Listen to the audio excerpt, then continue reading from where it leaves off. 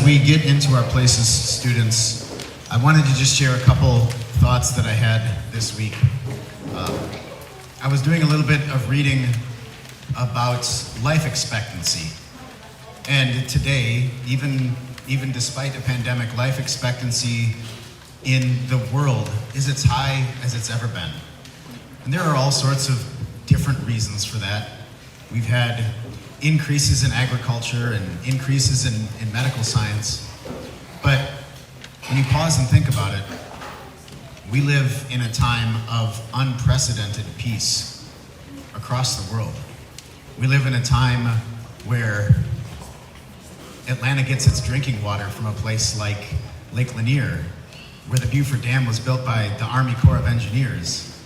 So many things that we have to be thankful for, from infrastructure, from development in third world countries, and the peace and the freedom that we have today only happen because we have a strong and stable and consistent military that cares about the people in its country.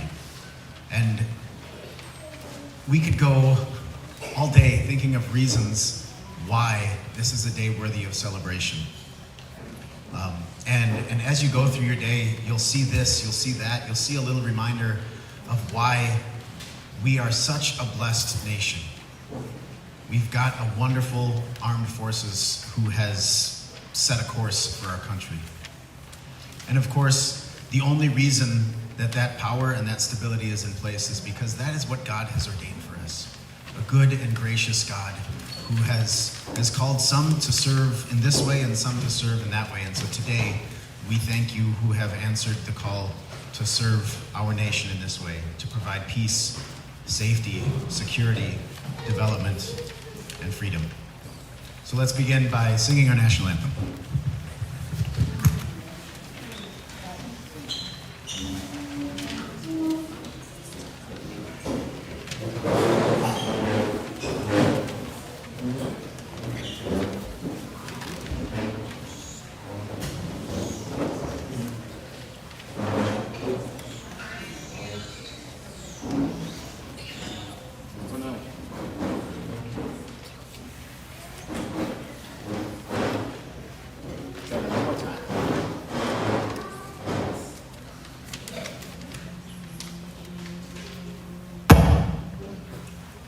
I guess we'll sing a cappella. Oh, say can you see by the dawn's early light what so proudly we hailed at the twilight's last gleaming, whose bright stripes and bright stars through the perilous fight o'er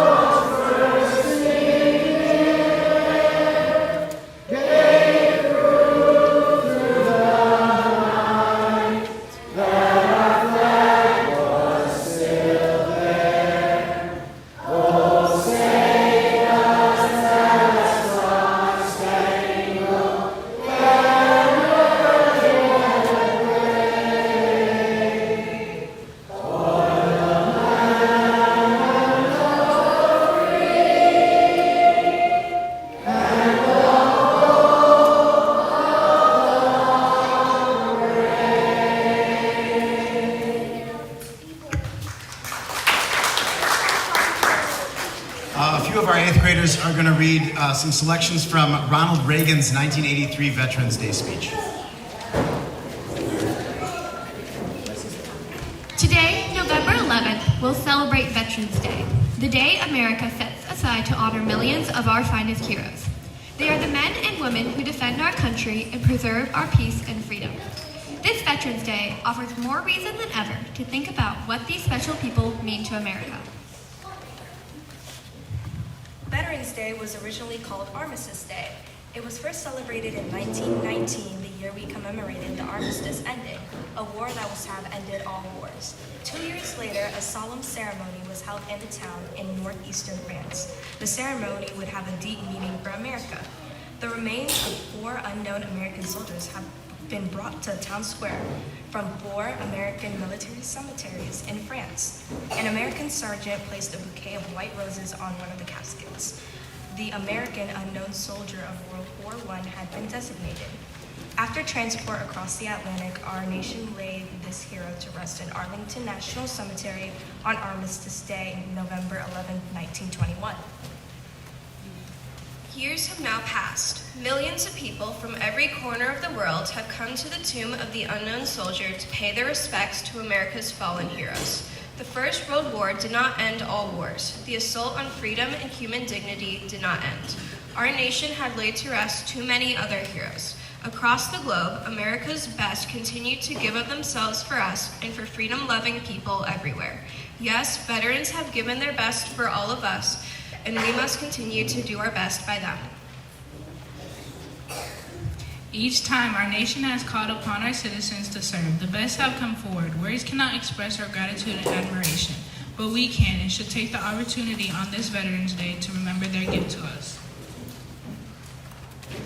Veterans know better than anyone else the price of freedom. They've suffered the scars of war.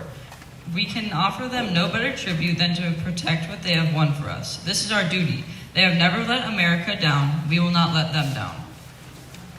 Thank you. We'll sing next the anthems of the 5 branches of our armed forces.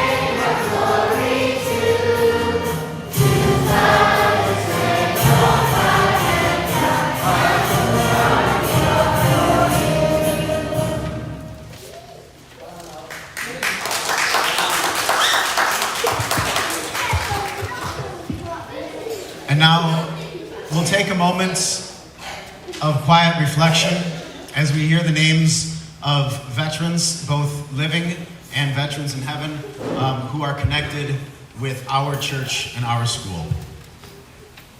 Dennis Anthony, Jonathan Bauer, Bill Benke,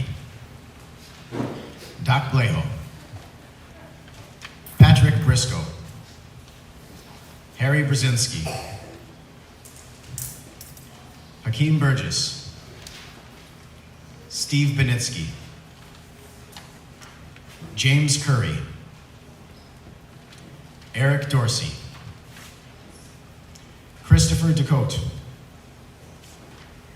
John Ewart,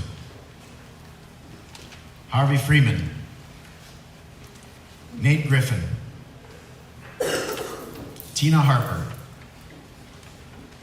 Paul Heine, Warren Hoffman,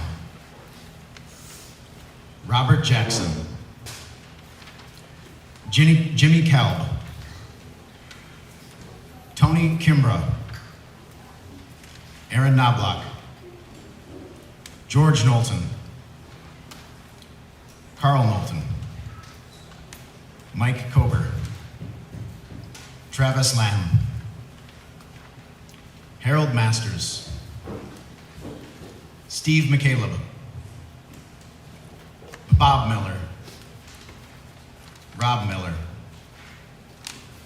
Andy Morrison, John Okoa, George Pelletier, Gary Pomranke, Tracy Pomranke, Barry Powell, Georgia Powell, Paul Gary, Fred Robertson, Renante Rote, Marlon Rote, James Henry Russell, Josh Schulman, Stephen Schrader, Daniel Shirillo, Donna Simonton, Sean Simonton, James C. Smith, James W. Smith, Justin G. Smith, Jarvis G. Smith, Thomas Tennell, Kenneth Wentker, Christopher Wild, Jack Wild, James Wild, Jeffrey Wild, John Wild, Gary Wilkins, Valerie Williams, Mike Zesh. And we remember those veterans who have entered their eternal rest. Reggie Dawson, Bill Dutton, Mac Flores, John Flores, Merle Freeman, Ulysses Sam Gaynor, Jim Green, Bob Kenke, Cal Kenke, Marshall W. Lewis Sr., Bernice Lewis, Charlie Lichtwald, Robert Marshall, Roland Meyer, Floyd Michael Isaac, Richard Schmuck, David Schumacher, Ed Spitzer, William Spencer Reed, Gene Sutton, and Ernie Wish. We thank God for those, and it's appropriate to thank them.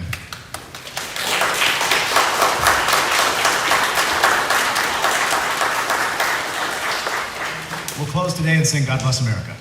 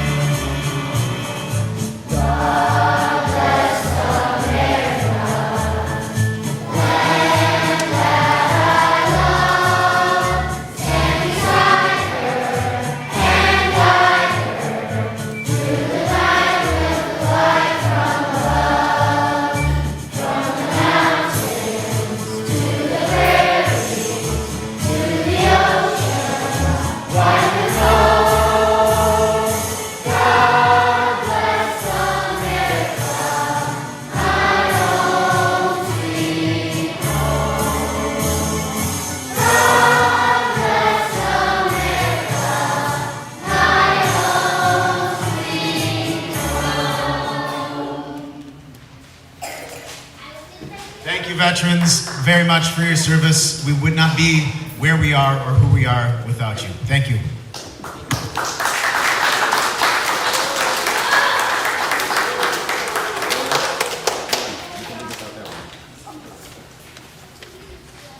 If you want to say goodbye to someone special, you may do that.